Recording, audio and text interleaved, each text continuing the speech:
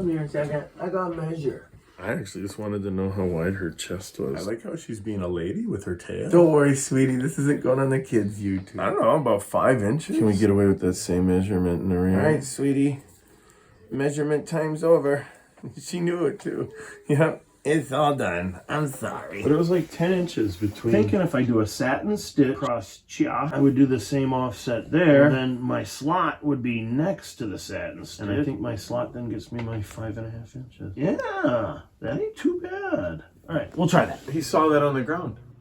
It's a bone tool. No, I need it back. I'm sorry. We're using this one. Oh, Tutu does it too. Never thought I'd be doling that advice out in my life. Who would have that on their bingo card? And by the way, when you're doing your crafting, make sure to keep your dog away from your bone tool. Yeah, these are everyday words. Sure they are. Sizing the little girl up and just where she'd be most comfortable, because I know that she likes to tuck her elbow in to other clothing. So I want her to still be able to have that ability when she's, yeah. Anyway, so I think we got a prototype.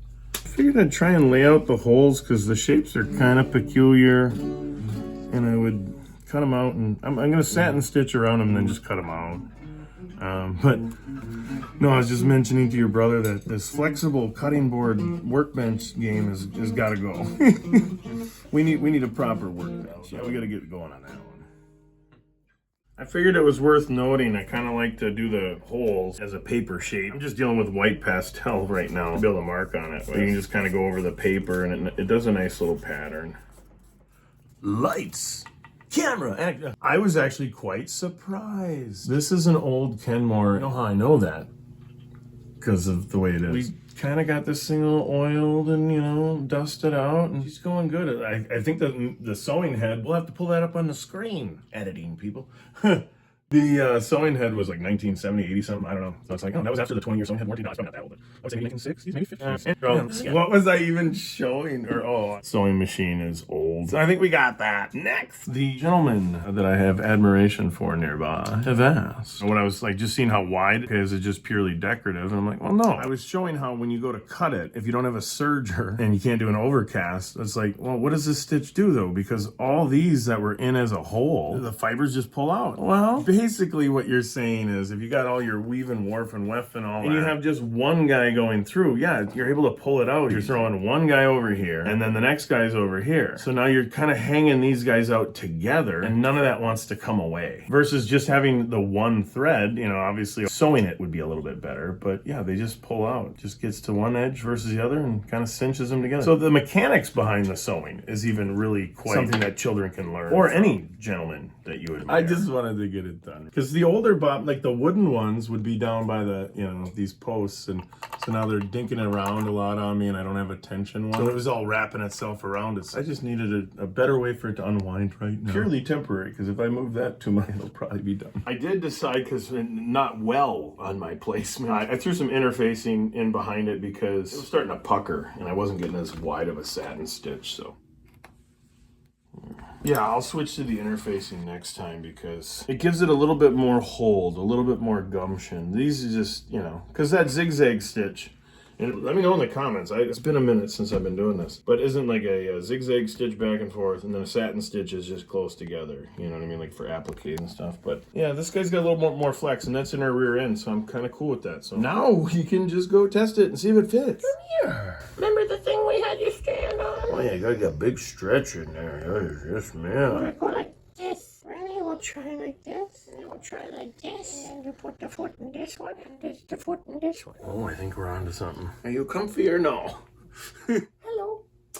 Oh, do it for the vine. We ran out of carabiners, so we're Ariel's on a clevis. It is a cute little clevis, a little hot dip gal count. All right, see if you can't put her face first into there. Your little foot's in there.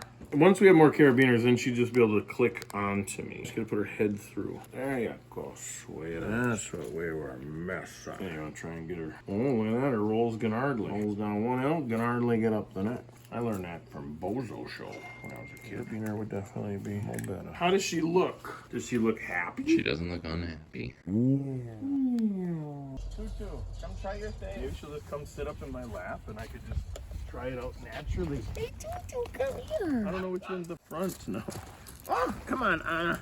Get off her. Let's see if you're naturally at all kind of figure it out. Gotta get her tail tucked. Hello, sweetheart. We're gonna go like This this. might not be the best way to get her in it, but either way, we'll see. What do you think, sweetheart? She looks secure. Oh yeah, that's what I was major concerned about, but hopefully she likes it. What do you think, Papa?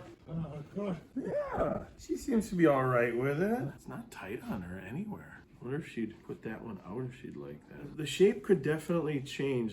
There's definite improvements. Like I said, she likes to tuck her legs in sometimes be out. She always would like to get her little riblet behind there. There. Maybe not for the holes in the rear. I don't know. Maybe a little...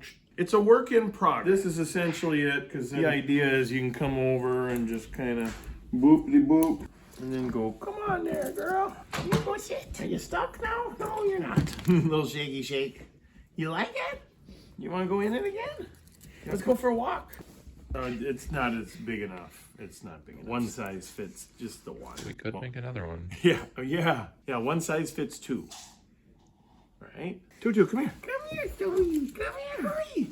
Hurry. Before the evil something, whatever. See, I'm just wondering if I can't find the... Oh, you turd. One more time. Evil Knievel. I'm thinking something like this.